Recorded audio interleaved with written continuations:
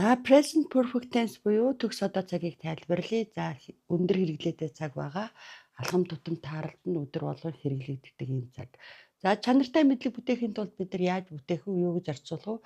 Хизээ хэрэглэх үү гэдэг дамж дараалал одоо бол баримталдаг. За бүтээхтэй have has-аараа туслаад өөдөө 3 дахь хэлбэр дээр хувирна. 3 дахь хэлбэр дээр хувирна гэдэг чинь дөрмийн үг байвал ed залгах чинь played гэх мэтээр дөрмийн бис үйл үг байх юм бол 3-3-аар нь жагсааж бичсэн үгний 3 дахь үгийг аваараа гэж байгаа. Go, went, gone байвал ганыг авна гэсэн үг. Орчуулгахдаа бол төгс бүлгийн цагийг ерөнхийдөө чих гэдэг нөхцөлтэйгээр орчуулдаг. Тийм учраас ингэчихэд байна. Ингэчлээ гэдээ орчуулждаг. За passive дээр бол have has-аараа туслаад been гэж хагаад үүлэг 3 дахь хэлбэр дээр хувиргаа тавина. Тэгээд гэдгийг оруулаад ингэгдчихлээ. Ингэгдчихээд байна гэдээ орчуулна гэсэн үг. За хэрэглэхдээ үр дүн голчилно. Ийм л цаг. За тэгэхээр бол энэ цагийг бол төгс одоо цагийг хэрэглээрэй гэсэн дохио үгнүүд байдаг. Тэдгээр дээрээ тулгуурлаад одоо үзчихээр маш сайхан ойлгоод авчиж болдог. За тэдгээр нь бол just дөнгөж сая гэсэн үг.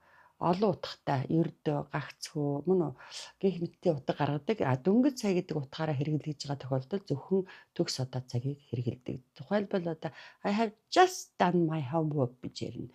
Бид дөнгөж сая гэрийн даалгавраа хийчихлээ. Хийчихэд байна гэд үр дүн голчилж ярьдаг ийм цаг байгаа.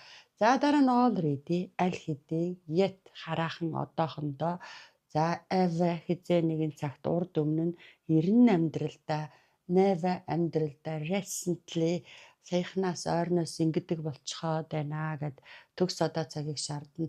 So far энэ хугацаанд мөн одоо so far гэдэг өгүүлбэр ороод ирэх юм бол одоо энэ 7 хоног ихснээс өнөө хүртэлх хугацаанд он гарцаар өнөө хүртэлх хугацаанд гэж орчуулдаг.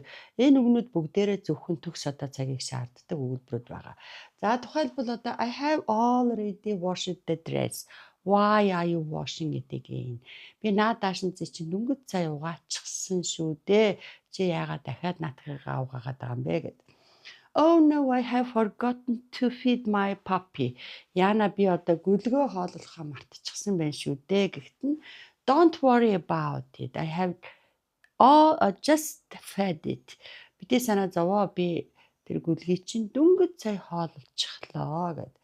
Have you ever driven a tractor? За ever орсуулаад заавалжгүй төгс одоо цагаараа л асуул. Ер нь чи амьдралдаа урд өмнө нь хизээ нэгэн цагт гэсэн утгаараа хэлж байгаа үг. Ever гэдэг маань орсоор бол когда-ны бүд гэдэг үг. Орос хэлтэй хүн бол маш хурдан ойлгочдөг юм. За тэгээд одоо чи ер нь амьдралдаа трактор унаж үзсэн үү гэд. My mom's brand. Brand гэдэг маань тухайн хүний гарын амт шингэсэн хоол бүтээгдэхүүн, за мөн тухайн байгууллагын нэрийг өмнөө зөөж явдаг, нэрийг нь гаргадаг бүтээгдэхүүнүүдийг бид нар брэнд гэдэг. За ээж минь гарын борцтой шүл. Jerky soup is the most delicious food I have ever tasted гэж. Ээж минь гарын борцтой шүл бол миний амьдралдаа идэж үзсэн хамгийн одоо амттай хоол юм аа гэж. I have started getting interested in meditation very much recently. Би ойрноос саяхнаас бясалгалыг маш их сонирхдаг болчиход байгаа гэж have started гэж recently буюу ойрноос саяхнаас гэдэг үг байгаа болохоор төгс одоо цагаараа илэрхийлэхээс өөр арга байхгүй гэж ойлгоно. I have been translating this poem for 2 weeks. Би энэ шүлгийг 2 7 хоногийн турш орчуулсаар байна. Тэгсэн мөртлөө yet. За yet маань хорвоо дээр 2 үүрэгтэй үндэссэн. Холбоос болно. Холбоос болохоор нь тэгсэн мөртлөө гэж орчуулна. Үг болохоор өгүүлбэрийн эцэст байрлаад хараахан ингэж амжаагүй байна. Одоохондоо ингэчгээгүй байна гэдэг утгыг гаргадаг. За тэгээд тэгсэн мөртлөө би одоо хараахан түүнийгээ дуусгachаагүй л байна гэж.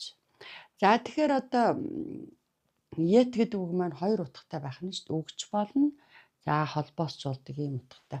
За дашрамт дуртахад бол одоо англи хэлэнд амжих, амжуулах гэдэг үг байдаггүй.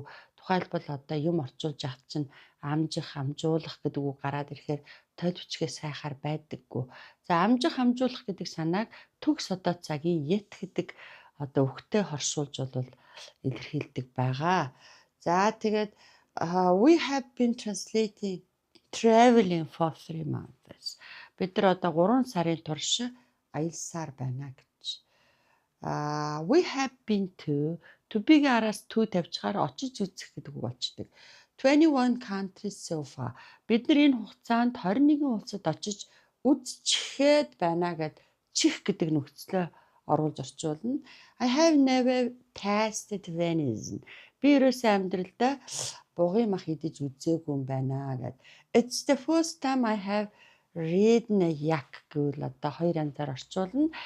Би одоо амьдралдаа би хоёр дахь удаага сарлаг унаж үзэж байна. Энэ бол миний сарлаг унаж үзэж байгаа хоёр дахь тохиолдол юм аа гэх мэтлэнгээр одоо төгс одоо цагийг хэрэглэж сурах хэрэгтэй. Баярлалаа.